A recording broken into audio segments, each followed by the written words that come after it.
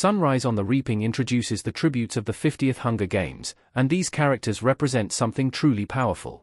We discovered back in Catching Fire that Haymitch's games, the second quarter quell, were unique from all the others.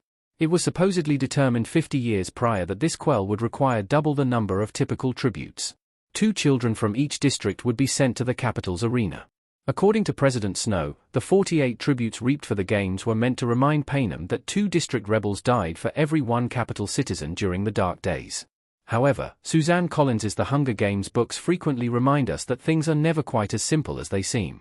These stories are deeply symbolic and poetic, layering meaning over even the smallest moments. In Sunrise of the Reaping, for example, the 24 tributes parallel other aspects of the story. The number of tributes in the 50th Hunger Games is deeply significant. There are a variety of meaningful ways we can analyze the 50th Hunger Games tributes. First, and perhaps the most discussed, is the number of tributes that entered the arena. This was, of course, 48, 2 from each district. What's a bit rattling is that this is also the number of District 12 tributes that Haymitch had the displeasure of mentoring before the Hunger Games came to an end.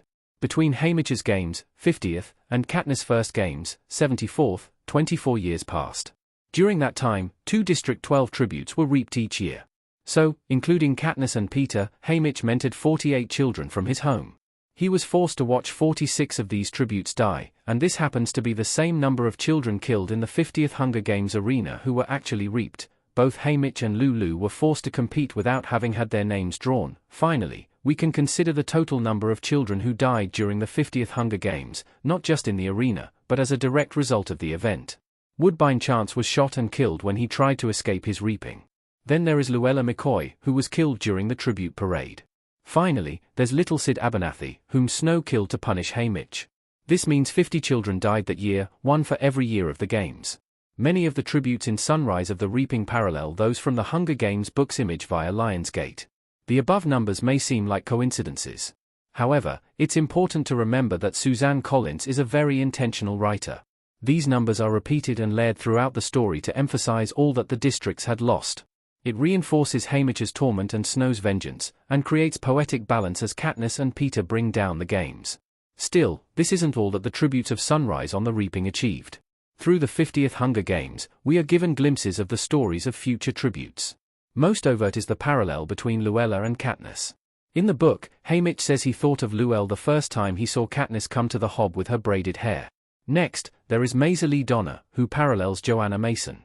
Haymitch initially hated Maisie Lee for her biting personality. However, he came to see her as a sister, just as Katniss eventually did with Joanna in the Mockingjay book. Ampert is reflected by his father, B.T. They are both intensely clever and both willing to give their lives to end the games. Haymitch's doves reflect Little Rue. Even District 1 Silka has a striking parallel with Cato. Haymitch and Katniss both came to recognize that these District 1 tributes were, despite their viciousness, still just children murdered by the capital.